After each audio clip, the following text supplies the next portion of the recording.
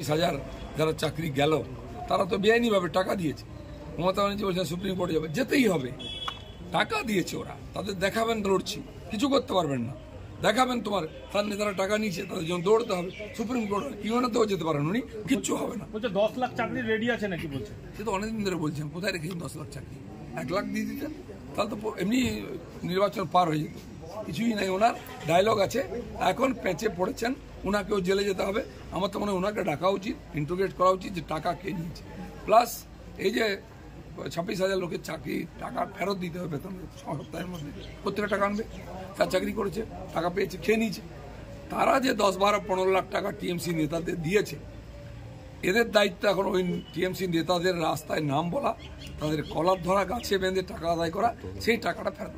আদালত আরেকটি রায় দিয়েছে, সে বলেছে যে মন্ত্রীর আমলে এই ঘটনা ঘটেছে, অর্থাৎ সেই সময় শিক্ষামন্ত্রী ছিলেন ব্রাত্য বসু, এবং হাইকোর্ট বলেছে যে তাদের বিরুদ্ধেও ব্যবস্থা নিতে হবে।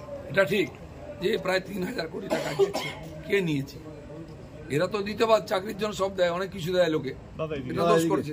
কিন্তু যারা টাকাটা নিয়েছে, সিবিআইয়ের দায়িত্ব প্রথম তাদের নাম্বার করা, তাদেরকে ধরে জেলে ঢোকানো, তাদের কাছ থেকে টাকা আদায় করা।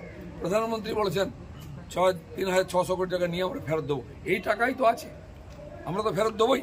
আর সিবিআই ইডি সে টাকা আনবে, সে টাকা যারা গরিব লোক তাদের ফেরত দেবে। উনি বলেছেন যে 100 দিনের কাজের টাকা দেওয়া হয়নি। কি দেয়নি আগে তো হিসাব দিন, আগের টাকার 2,29,000 কোটি টাকার হিসাব নেই, সেটা কে দেবে? টাকা তো পেয়ে যাবেন, আপনি পেয়েছেন এতদিন, টাকাটা গরিব মানুষের যে উন্নয়নের টাকা আপনি ঝেড়ে খেয়ে নেবেন, আপনার পার্টি লুট করবে, এই অধিকার তো আপনাকে কেউ দেয়নি। দাদা, এই রায় কি ভোটের মধ্যে কোনো? মুখ্যমন্ত্রী গতকাল উত্তরবঙ্গের শেষ প্রচারে গিয়ে বললেন যে বিজেপি আমাকে মারার ষড়যন্ত্র করছে, এবার কেন্দ্রীয় বাহিনীর বিরুদ্ধে আঙুল তুলছে। না, শেষ অস্ত্র এটা। আমি মহিলা, আমি অসহায়, আমাকে টার্গেট করা হচ্ছে, আমার ভাইপোকে মারার চেষ্টা করা হচ্ছে।